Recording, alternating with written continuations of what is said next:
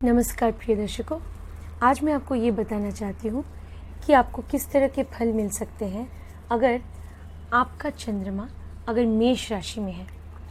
तो यहाँ आप देख रहे हैं कि प्रथम भाव में, लेकिन कहीं पे भी किसी भी भाव में आपका चंद्रमा हो सकता है मेष राशि में। तो चंद्रमा अगर मेष में यानी एरिस साइन में अगर है तो आपको किस तरह के फल मिल सकते हैं। तो अगर चंद्रमा मेष में है तो जातक बहुत ही एनर्जेटिक होता है, उसमें बहुत ही, जैसे हम बोलते हैं ना कि एक काम करने की क्षमता, एक एनर्जी, एक उसमें उसकी ऊर्जा बहुत उसमें ऊर्जावान होता है वो, एनर्जेटिक। और उसमें जैसे कि हम बोलते हैं ना कि कुछ मतलब भाग दौड़ करने की क्षमता, वो बहुत ही, खेल कूद में भी वो काफ़ी अच्छा हो सकता है। और एक बात है, चंद्रमा अगर मेष राशि में है तो ऐसा जातक बहुत ही ऑप्टिमिस्टिक होता है, आशावादी होता है, और उसे ना अपने आप पे भरोसा होता है, उसमें सेल्फ कॉन्फिडेंस होता है, आत्मविश्वास होता है। अगर चंद्रमा मेष राशि में है तो ऐसा देखा गया है, वो ज़िंदगी में कुछ करना चाहता है, कुछ पाना चाहता है, हासिल करना चाहता है, और अपने दम पर, अपने बल पर, किसी और के ऊपर निर्भर रहना उसे अधिक पसंद नहीं होता।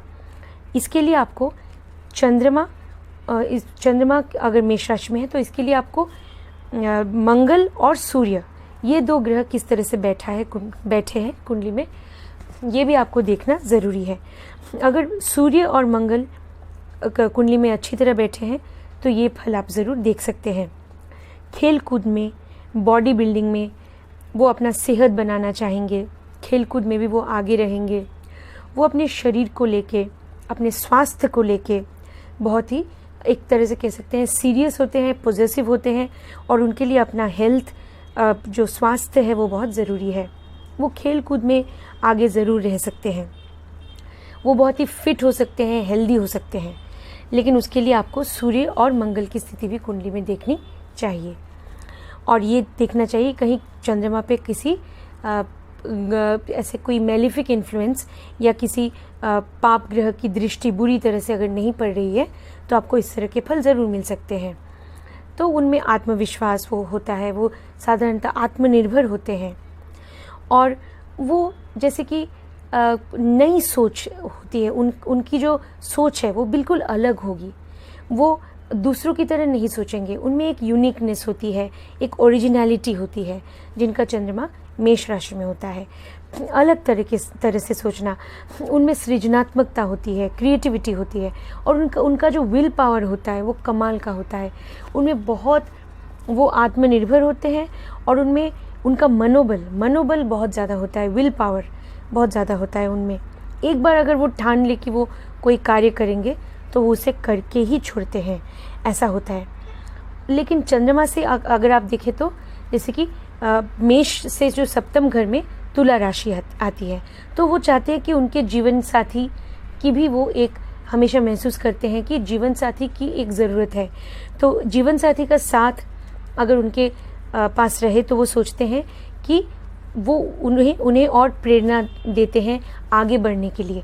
मतलब उनके लिए एक जीवन साथी का होना उनके लिए ये बहुत ज़रूरी होता है लाइफ में, क्योंकि ये जो मेष से सप्तम में तुला है, और तुला का जो भाव होता है वो जीवन साथी का भाव होता है।